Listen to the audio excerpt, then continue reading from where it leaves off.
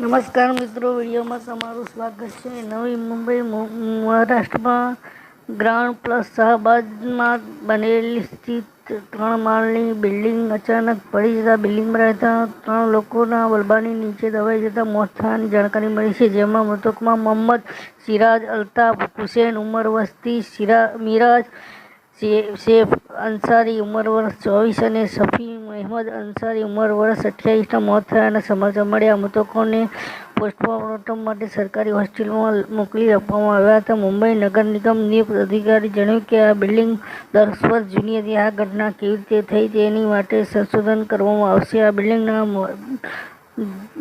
Building જલાબરની નીચે હજુ પણ મલબાની નીચે અનેક લોકો દબાયા હોવાની આશંકા સેવાઈ રહી છે. મુંબઈ પોલીસ અધિકારીએ જણાવ્યું કે આ બિલ્ડિંગ 24 પરિવાર રહેતા હતા અને નગર નિગમ, ફાયર વિભાગ અને એનડીઆરએફની ટીમ જે એજન્સી કાટમાળ ખસેડવાની કામગીરી કરી રહી છે. મુંબઈ નગર નિગમ ઉપનગર અધિકારી કૈલાસ શિંદેએ જણાવ્યું કે આ બિલ્ડિંગ સવારે 5 વાગ્યાની આસપાસ પડી ગઈ.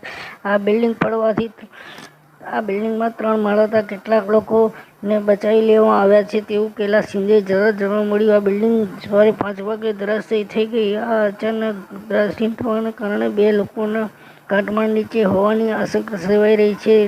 કહેવાય છે કે આ બિલ્ડિંગના 2 લોકો બિલ્ડિંગના કાટમાળ નીચે દબાઈ ગયા હોવાની શંકાને લીધે લોકો રેસ્ક્યુ ઓપરેશન પાર પાડી રહ્યા છે.